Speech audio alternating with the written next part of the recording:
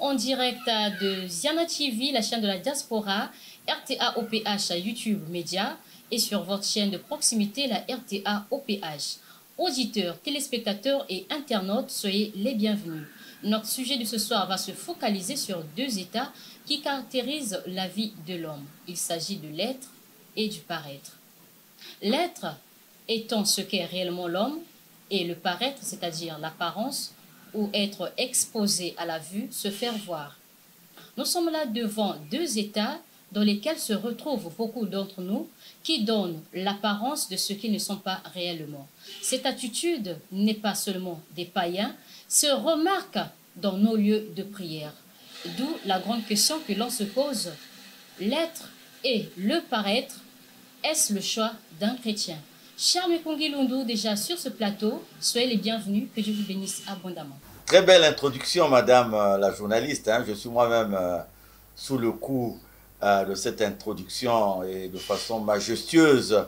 Je vous dis merci. En tout cas, que Dieu bénisse les auditeurs, les auditrices, puisque nous sommes en radio quelque part, les téléspectateurs, les téléspectatrices que nous suivent en ce moment. Et nous risquons de passer à côté de l'ingratitude, sinon d'épouser les formes de l'ingratitude, si nous manquons de dire merci à tous ceux, à toutes celles qui nous suivent. Merci pour la considération parce que Asla et nous prend peu à peu place dans les foyers, dans les familles, dans les cœurs des uns et des autres. Vous nous donnez un motif supplémentaire d'adresser un élan de remerciement du fond de cœur à notre Seigneur et notre Dieu. Au début de cette émission, avec votre permission, madame la journaliste, je voudrais aller droit dans la considération que chacun de nous se fait de Dieu, surtout dans les temps actuels, surtout dans la société actuelle, où il y a des questionnements, où il y a des interrogations, où on se demande est-ce que Dieu existe.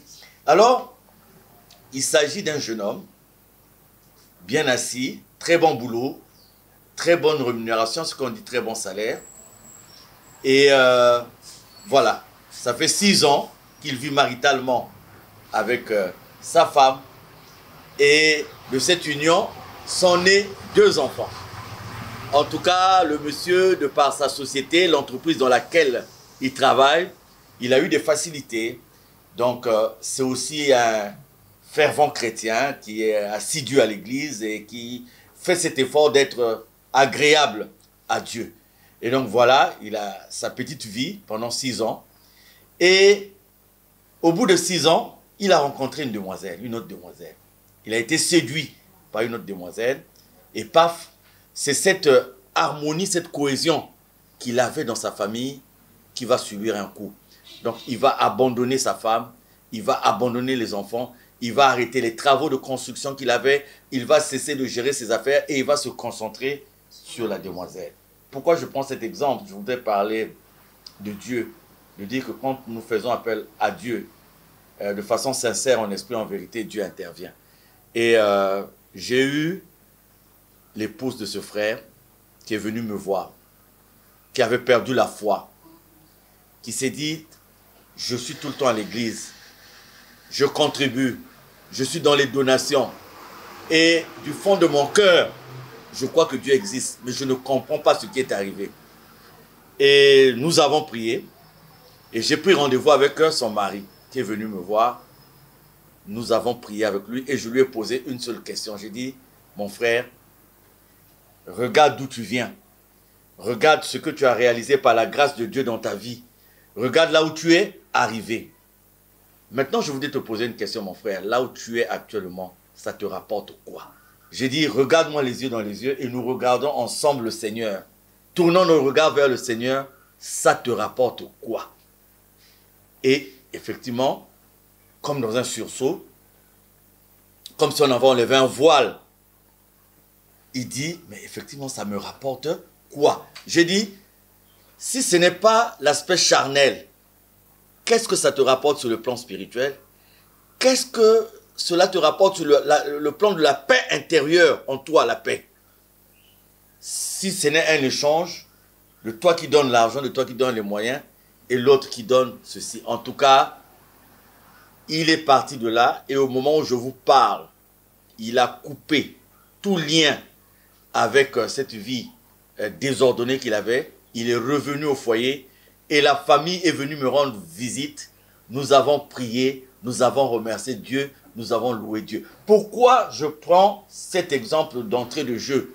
C'est pour dire que si nous nous confions à Dieu en esprit, en vérité, lui-même il a dit que vers lui doivent être adressées nos supplications, nos prières. Et je vous donne là le résultat d'une action, d'une situation qui a été confiée entre les mains de Dieu et la réponse de Dieu. Donc, il existe Dieu. Il est là. Les pesanteurs semblent noyer notre foi. Les pesanteurs de ce monde, l'évolution de ce monde, la marche de cette société semble nous dire que Dieu n'existe pas.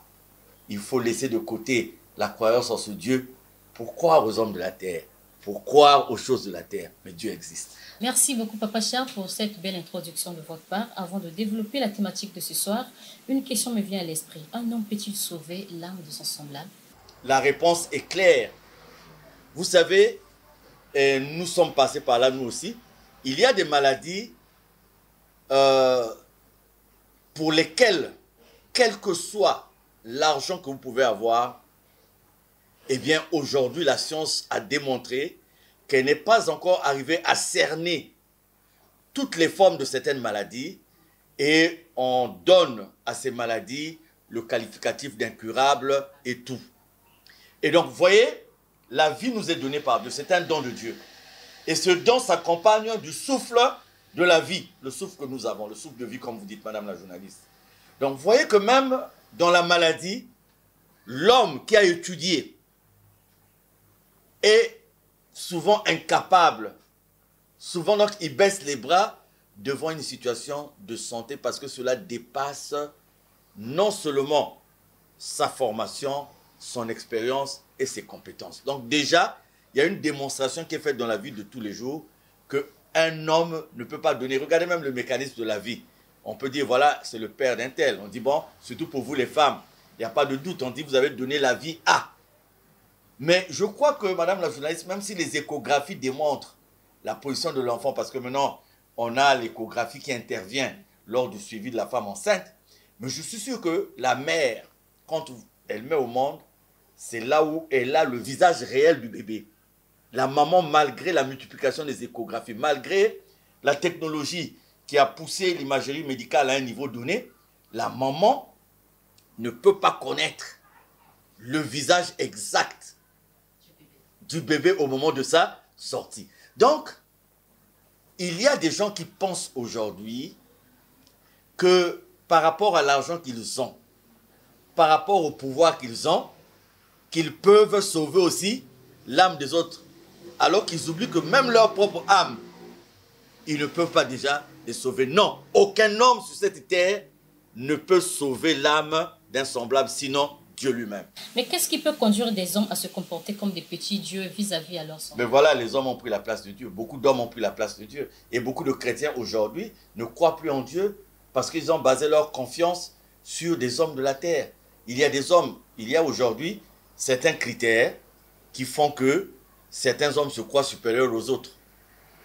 Il y a l'argent, il y a le pouvoir, il y a beaucoup d'autres critères. Mais il y a surtout l'argent, le pouvoir, qui font croire à certains qu'ils ont le droit de vie et de mort sur d'autres semblables. Et à partir de ce moment, ils se comportent comme des petits dieux avec un petit dé. On les loue, on les glorifie. Et vous trouvez des chrétiens pris dans ce piège-là, qui se mettent là-dedans et qui oublient que la seule personne qui mérite nos louanges, notre glorification, c'est l'Éternel des armées, Dieu lui-même. Malheureusement, aujourd'hui, beaucoup ont déclaré faillite. Beaucoup ont déclaré faillite sur le plan de la foi.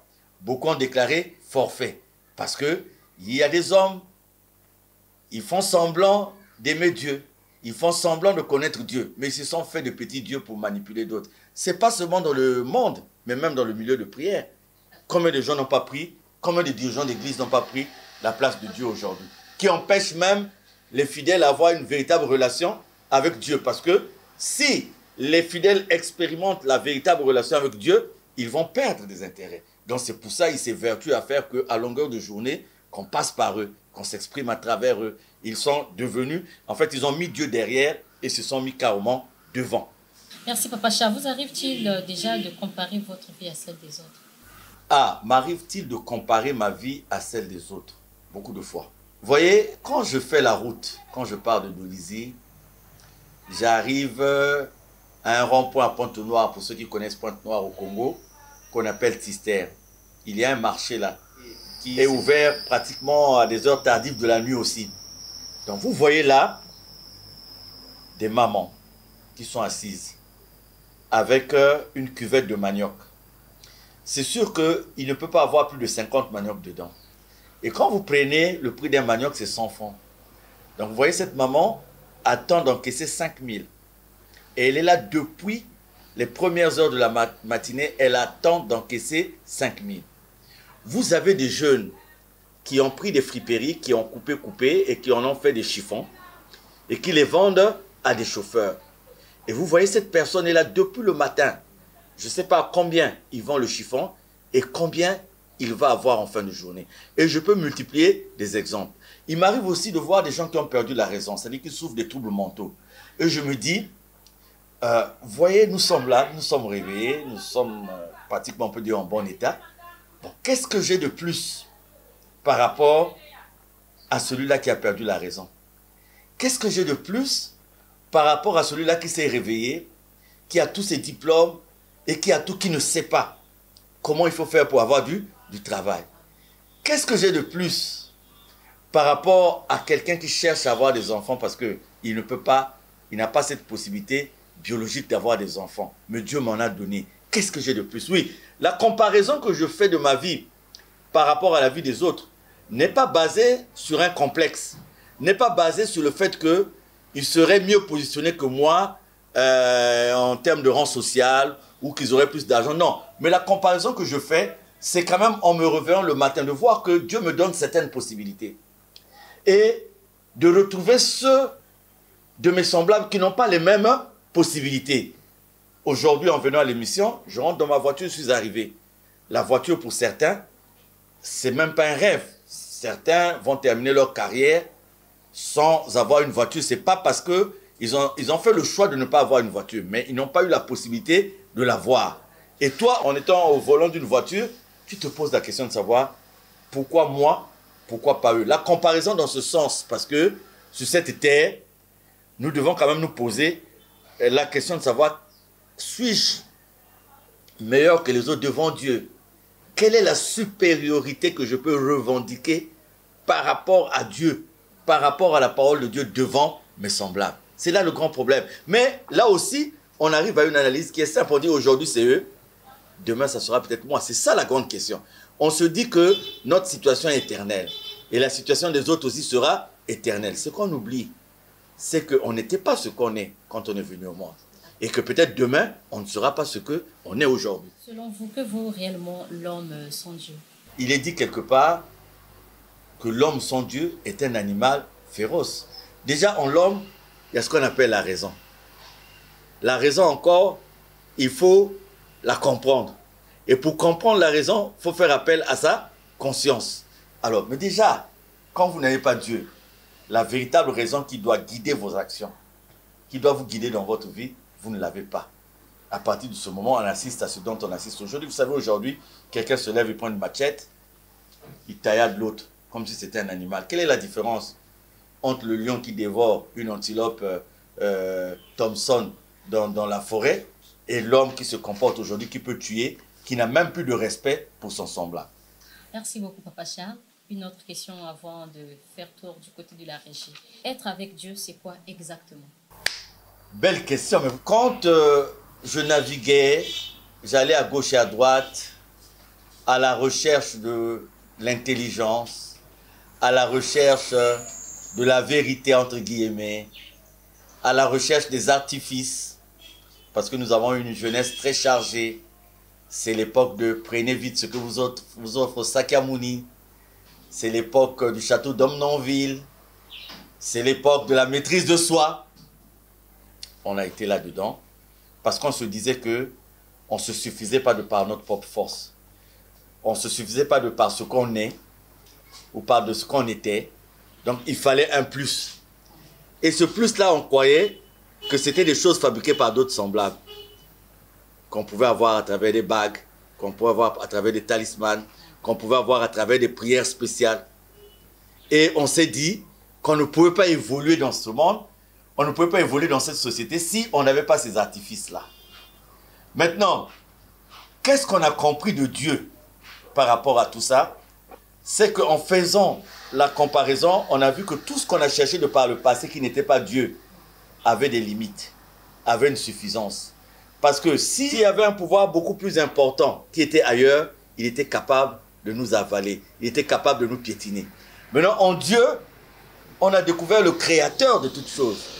Le créateur de l'univers, le créateur de, le créateur de, le créateur. Donc, être avec Dieu, c'est quoi? C'est avoir l'assurance, la véritable assurance de la vie. Il y en a qui souscrivent les assurances pour la voiture, pour tout.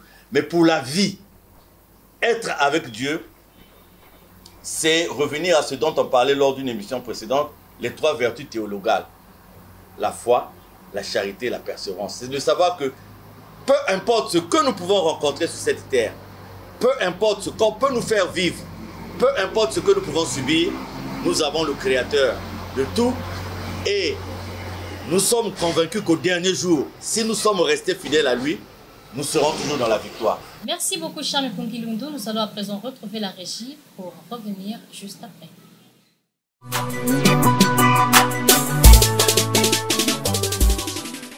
Il n'y a que pour ça, à cause de ça.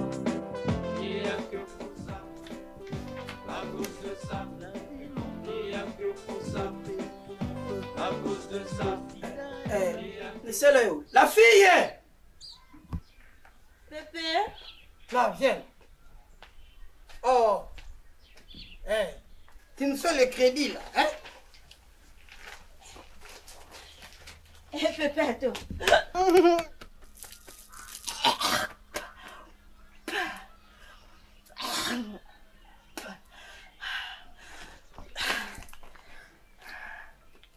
Mais qu'est-ce qui ne va pas? Quoi, tu es malade? Hein? Pépé, je suis malade. Hein? Non, il n'y a rien. Il n'y a rien? Oui, Alors pépé. là, fais-moi un transfert de 300 francs. Ça va suffire là? Hein? Le transfert? Hein? Pépé, je veux mettre le transfert dans le sac. Comment? Eh oui, mais tu vas me donner ça comme. À la fille! Pépé. Je ne suis pas malade. Mais quoi, tu vomis là? Hein? Non, il n'y a rien, Pépé. Il n'y a rien? Oui. Allons à l'hôpital, tu es malade. Non, je ne suis pas malade. Bon, Pépé, attends. J'ai des retards, Pépé. Tu as des retards? Oui. Quoi? Tu devais partir à l'école? Non, je suis enceinte, Pépé.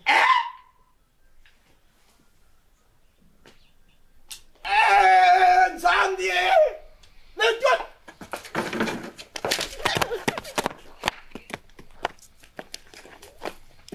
Allez, va remonter! Ah, Pépé, attends. Pépé, attends, Pépé. En route!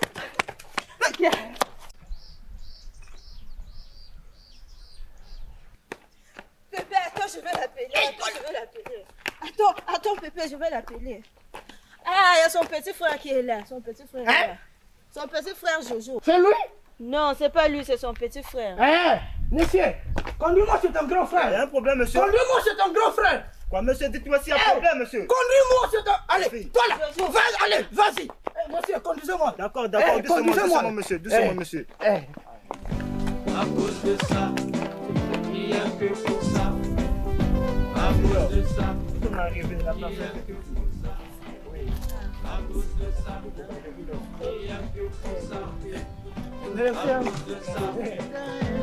que pour ça, à cause de ça, rien que pour ça, à cause de ça, rien que pour ça, à cause de ça,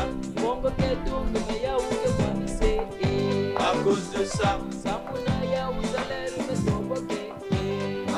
ça, à cause de ça, à cause de ça, rien que pour ça, Entrez, entrez. à cause de ça, rien que pour ça.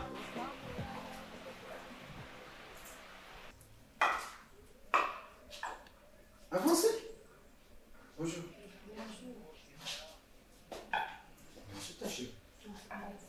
Bonjour, papa. Bonjour, papa. Prenez place quand même. Monsieur, je vais dans les fauteuils sur moi.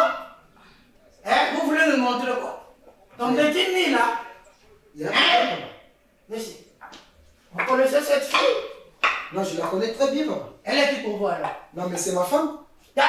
C'est ma femme. Monsieur, avec un bissap pour un petit siki que moi j'ai vu moi. Hein? Taf. Et puis tu me dis papa.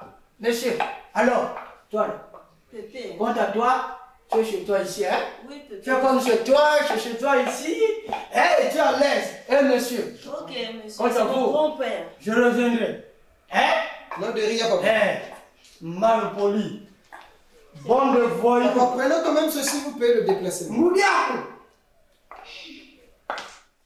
À cause de ça, rien que pour ça, à cause de ça, rien que pour ça, Chérie, tu cherches quoi? Non, rien, chérie. Mais aujourd'hui, on va commencer avec les PC. Ah bon, j'ai pesé? Oui. Ah, ok. Dans ce cas, on fait ceci. Mhm. D'abord. Bon, ça c'est ma carte d'identité. Et puis, tu prends l'argent là, tu vas aller faire les plaisirs. Ok. Mais tu me déposes pas à l'hôpital? Non, dans ce cas, pas, je te dépose quelque part et puis je vais revenir. à cause de ça, à cause de ça, à cause de ça,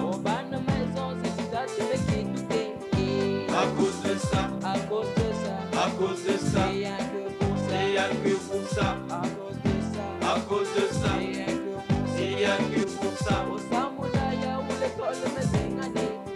à cause de ça. Madame, vous avez vos résultats, mais vous avez une grâce d'avoir un bébé, alors que plusieurs femmes en cherchent encore. Elles vont même d'une église à une autre pour chercher un bébé, mais alors que toi, tu l'as trouvé facilement. Et madame, si on vous disait que vous êtes atteinte du sida, quelle sera votre réaction? Hein? Quoi? Le sida? Eh!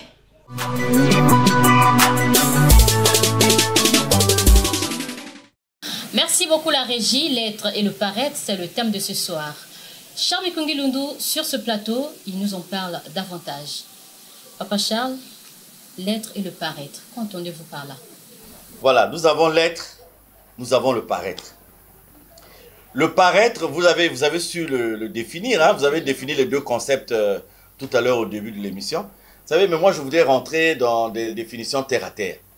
Vous voyez, l'être, nous sommes ce que nous sommes. Il y a un père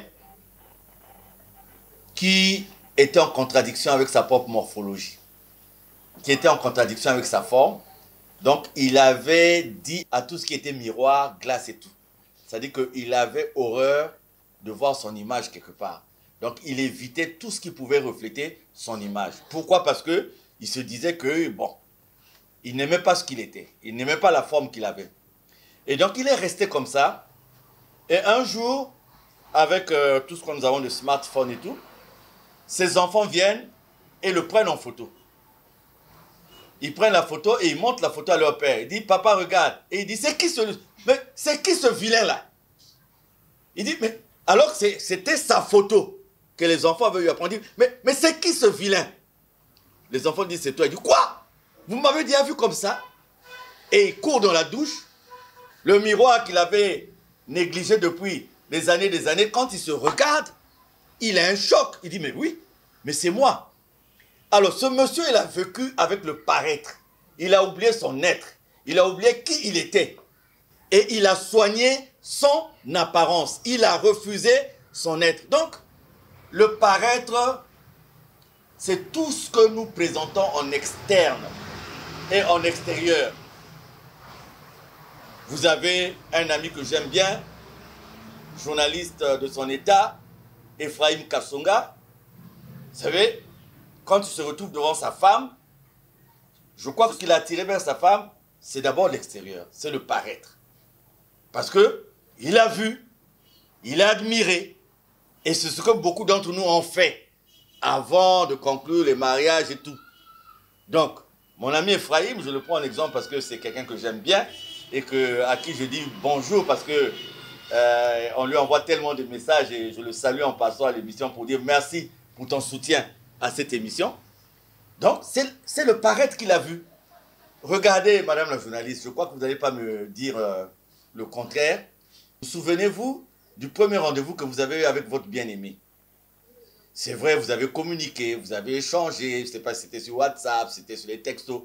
Et arrive le moment du rendez-vous. Mais vous prenez un soin pour aller au rendez-vous. Vous savez de quoi je parle. Parce que, et les auditeurs, les téléspectateurs, vous savez, vous prenez un soin. Vous faites attention parce que c'est le premier rendez-vous. Parce qu'il faut apparaître avec tout ce qui est.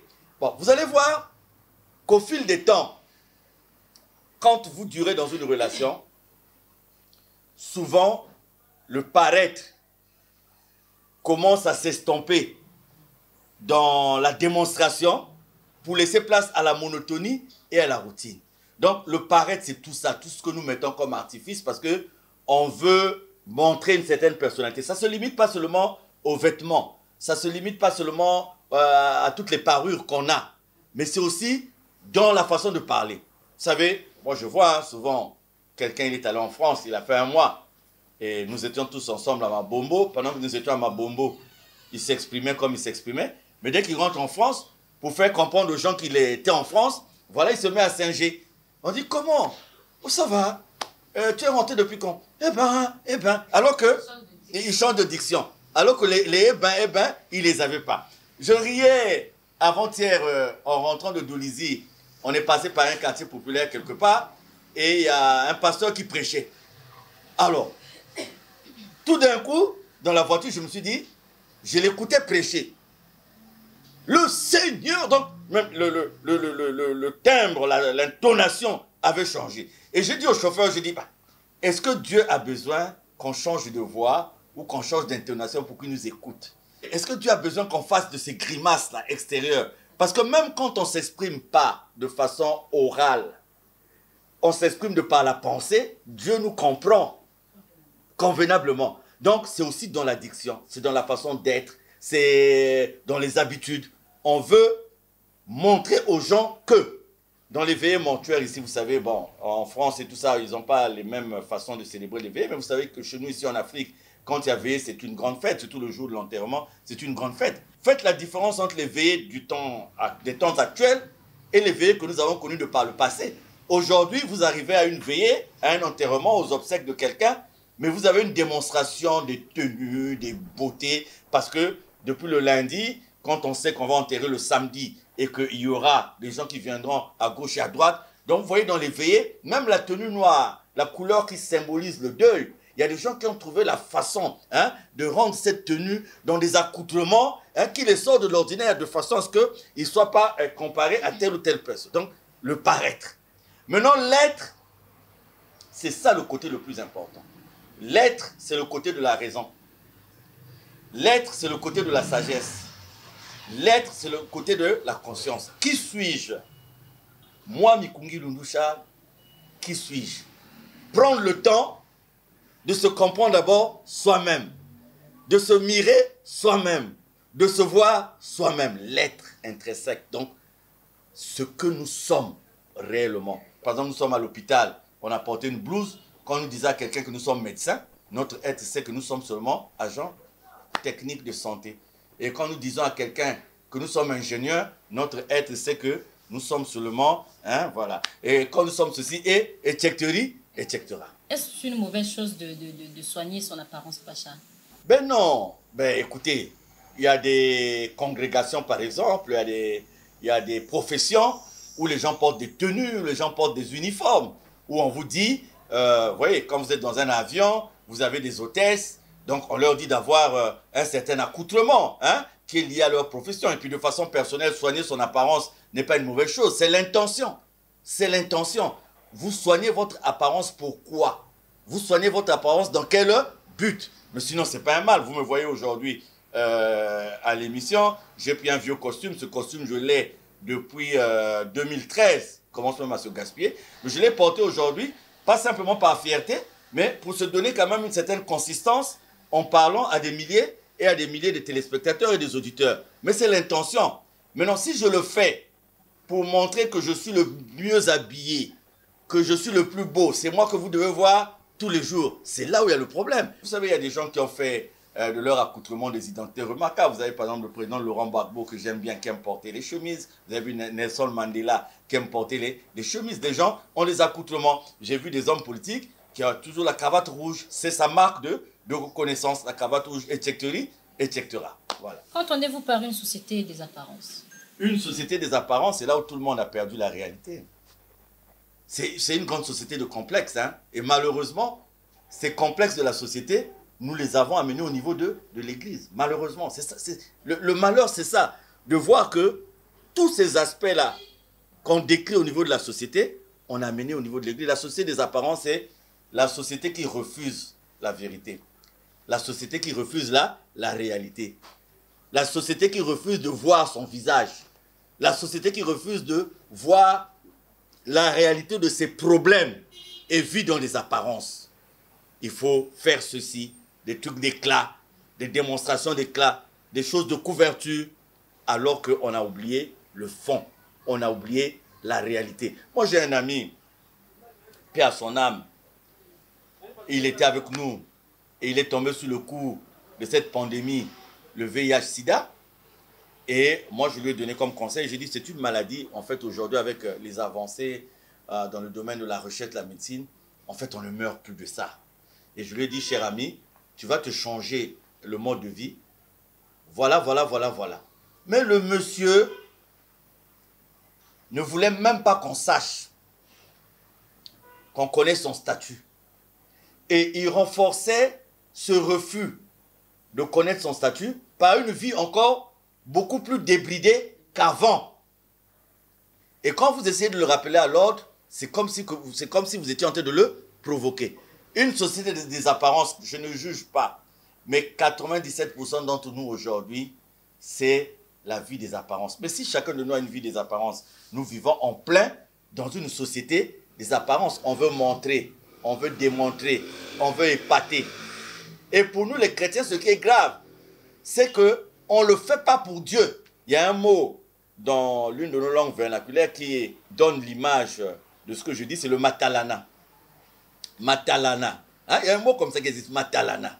Ah, il y a un qui a matalana, c'est-à-dire que ils veulent se faire voir. Ils veulent se faire voir. Il y a des gens qui sont devenus des identités remarquables. Quand ils arrivent dans un milieu, tout de suite, regardez, moi souvent je dis, je ne suis pas contre la mode, je ne suis pas contre l'exposition vestimentaire des uns et des autres. Hein, mais il y a des moments où vous rencontrez une personne dans la rue, surtout des femmes, elle est habillée, et vous avez l'impression que la personne est en contradiction avec ses habits. C'est-à-dire que la personne est en contradiction avec les habits qu'elle a portés. Donc quand la personne marche, vous avez l'impression que les habits sont en train de lui dire « enlève-nous, enlève-nous, enlève-nous ». Mais comme elle veut épater, elle veut démontrer. Regardez même dans les églises aujourd'hui comment on s'habille. Comment on s'habille dans les églises d'aujourd'hui? C'est grave. Oui, nous vivons aujourd'hui dans une société des apparences. Mais qu'arrive-t-il à un chrétien lorsqu'il sacrifie son être au profit de l'apparence? Quand nous sacrifions notre être au profit de l'apparence, Dieu n'intervient pas dans le domaine de l'apparence de chacun de nous. Dieu est dans le secret de nos cœurs. Il dit, le cœur de chacun de nous est le temple de Dieu. Maintenant, si nous avons oublié l'être, là où se trouve la piste d'atterrissage de l'Esprit de Dieu, et nous sommes hors de nous-mêmes, comment voulons-nous expérimenter une véritable intimité avec Dieu? C'est ça la grande question. Le chrétien qui sort de son être met la raison de côté. Et quand il met la raison de côté, il n'écoute plus Dieu. Parce que Dieu guide, Dieu est la raison, Dieu est la vérité. Il dit, je suis le chemin, je suis la vérité, je suis la vie. À partir du moment où tu sors de toi, donc tu ne sais même plus toi-même qui tu es. Il y a des gens aujourd'hui qui ne veulent même pas qu'on les appelle par leur nom. Il y a des gens qui ne veulent plus qu'on leur dise tu es ressortissant de tel village ou de tel village. Il y a des gens qui ont changé et de nom et de village. Parce que soit disant le nom et même de langue. Tu vois quelqu'un, tu parles en patois, il te regarde, il a l'air de te dire est-ce que moi je suis de ton patois? Alors que vous avez mangé le mbouata ensemble. Le mbouata c'est une bouillie de chez nous, qui est à base de farine de manioc et qu'on peut faire accompagner de cacahuètes. Donc, vous voyez des gens, il va aller dans un restaurant, il y a un mbouata, il y a un ngulumumako. Ngulumumako, c'est la viande de porc avec la banane. Il y a le ngoki, tout ça là. Il voit, il a faim, mais comme il ne veut pas apparaître comme un villageois, entre guillemets, quand on lui demandait qu'est-ce que vous voulez prendre, une salade de crudité. Une salade de crudité. Alors que l'envie est bien sûr, voilà. Et quand tu finis la salade de crudité, tu cours chez toi à la maison rapidement, aller faire un boita. Quand tu es à l'abri des yeux des uns et des autres, tu es en train de prendre le boita avec, alors que devant... Mais non, c'est ça. Et vous savez, madame, c'est grave ça. Ça empêche... Déjà, si nous avons honte de nous-mêmes, Dieu, qui est une entité dont beaucoup disent invisible, mais qui est pourtant visible, à partir de cet instant, quelle relation nous allons établir entre Dieu et nous? Je le dis haut et fort, parce que ce qui conduit beaucoup d'entre nous aujourd'hui à faire du mal aux autres, à réprimer les autres, à opprimer les autres, c'est notre goût immodéré de la satisfaction de nos apparences, et ce goût nous conduit à des excès de consommation qui exigent que nous ayons tout le temps les moyens pour maintenir ce niveau d'apparence.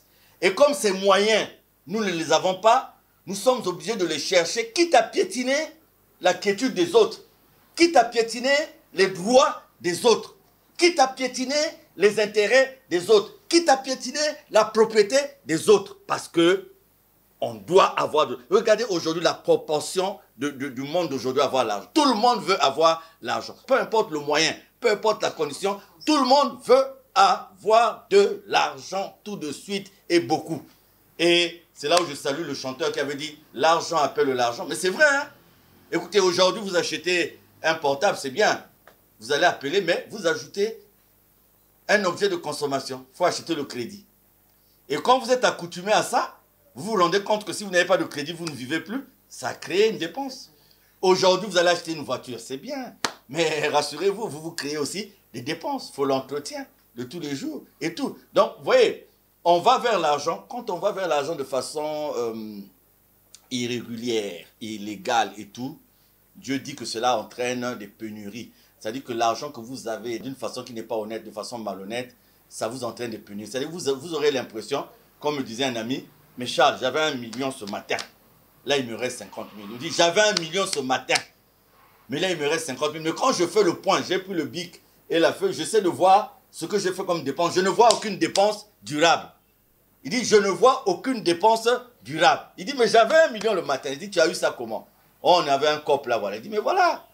Mais ce qui est sale, même si le résultat négatif, vous ne le constatez pas maintenant, vous finirez par le constater.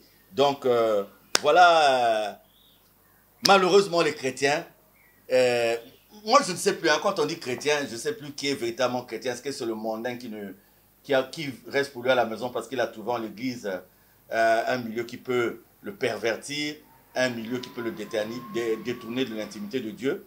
Parce que franchement, les attitudes, les habitudes que nous avons maintenant dans les endroits de prière laissent à désirer.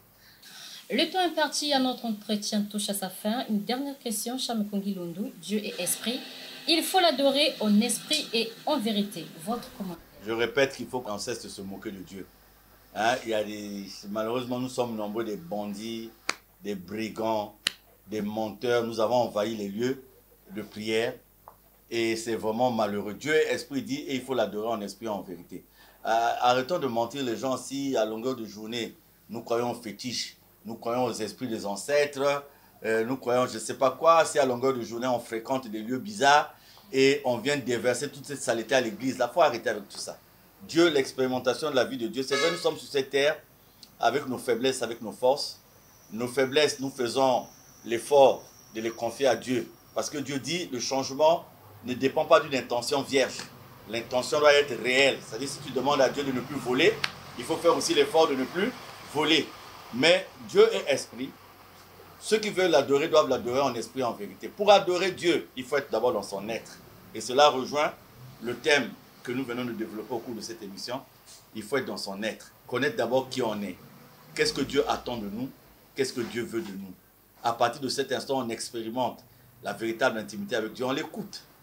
On écoute quand Dieu nous parle. On écoute quand Dieu nous fait des reproches. Et c'est ça, servant Dieu en esprit et en vérité, mais pas comme nous sommes en train de le faire aujourd'hui, avec des fausses vocations.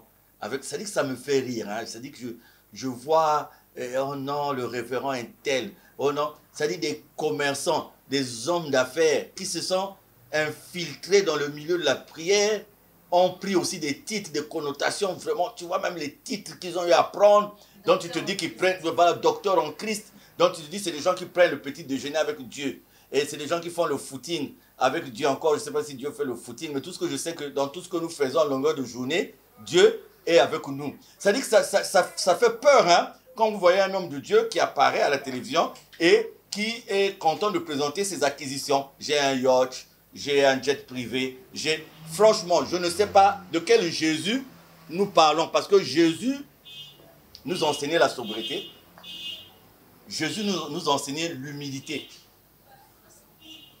et surtout, la bonté, la pitié par rapport à la souffrance des autres, par rapport à la souffrance de l'humanité. Mais regardez-nous, les dirigeants des églises aujourd'hui, qu'est-ce que nous faisons à la place de tout ça? Quand vraiment, vous n'avez pas honte, vous n'avez vraiment pas honte, vous n'avez vraiment pas honte quand vous avez pillé le peuple de Dieu dans vos églises. Quand vous avez pillé le peuple de Dieu dans vos églises, je pèse bien le mot, quand vous avez pillé le peuple de Dieu dans vos églises, vous avez construit des villas, vous avez construit des châteaux, vous avez ouvert des comptes épargne par-ci par-là, vous êtes allé à l'étranger, cachez vos biens. Et n'avez-vous pas honte de voir ces femmes qui continuent à souffrir dans vos églises, ces veufs, ces orphelins, ces veuves, ces démunis? Mais la véritable église, Dieu dit, dans les Actes des Apôtres, il dit que l'église primitive n'avait ni démunis, ni pauvres. Donc la réalité de nos églises, en commençant par là où je suis moi-même, charité bien ordonnée commence par soi-même, c'est nous nous appellerons église de Dieu le jour où dans notre sein, il n'y aura plus ni démunis, ni pauvres. Ben, il faut avoir honte. Vous pavanez. Vous êtes même dans la cour de certaines personnes qui font barrage à l'éclosion de la vérité de Dieu. Vous préférez traiter avec des gens qui combattent l'église, qui combattent Dieu à longueur de journée. Mais vous avez dans vos églises des gens qui souffrent, qui ne savent plus ce qu'il faut faire. Et vous n'avez aucune action. Vous savez, si le peuple vient à Dieu, c'est vrai, c'est pour avoir Dieu. Si le peuple vient dans les lieux de prière, c'est pour avoir Dieu. Mais c'est aussi pour décharger ce peuple de toutes les pesanteurs devant lesquelles ce peuple se trouve incapable d'agir seul. Et ça a été la motivation de la première communauté où on disait que tous ceux qui avaient leurs biens les amenaient et les mettaient en commun.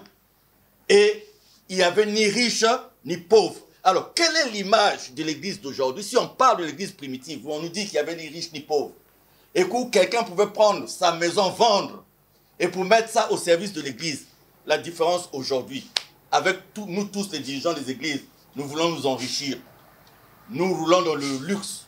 Nous vivons dans le luxe. Nous allons prendre ce qui est du diable, je pèse des mots, nous allons prendre ce qui est du diable pour épater, faire des miracles. Nous avons réduit le peuple de Dieu à un peuple qui ne doit admettre la relation avec Dieu qu'en passant par des petits miracles, qu'en passant par des petits gestes. Non, le grand miracle, c'est la conversion du cœur. Le grand miracle, c'est la conversion du cœur. Vous pouvez redonner les jambes à quelqu'un qui n'en avait pas. Mais si vous n'avez pas transformé son cœur, vous lui avez donné juste une âme pour aller voler. Vous lui avez donné une force supplémentaire pour aller voler. Vous allez remettre la vue à quelqu'un qui ne voyait plus.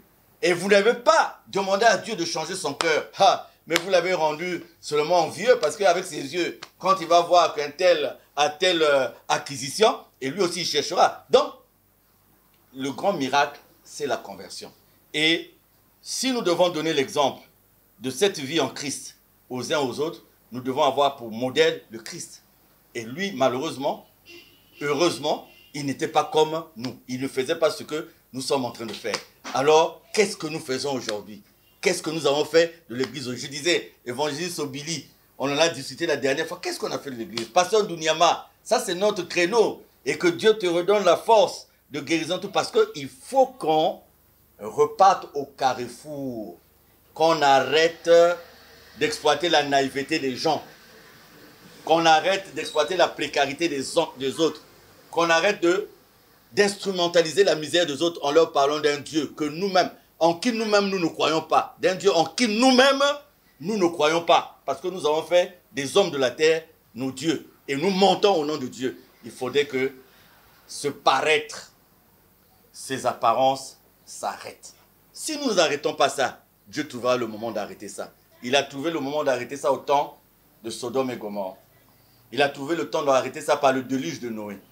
Nous connaissions la véritable réalité des Covid et de tout ça, hein, de tout ce que nous sommes en train de vivre. Qui connaît la réalité? Parce que nous, quand on parle de déluge, on pense à une mer aussi, hein, nous serons noyés et tout. Mais il y a différentes façons d'être noyés. En tout cas, excusez-moi, je me suis un peu trop étendu, mais vous savez, cette passion me prend chaque fois que je me rends compte que des hommes comme nous, et je ne m'exclus pas de cette catégorie, que nous exploitons la naïveté des autres en mettant le nom de Dieu devant alors que nous ne servons que nos propres intérêts. Merci beaucoup Charles Mikungilundu. Merci à vous auditeurs et téléspectateurs. Merci de nous avoir suivis. J'espère que chacun a su retenir quelque chose par rapport au thème développé ce soir. Dans le plaisir de vous retrouver prochainement. Portez-vous bien. Excellent week-end.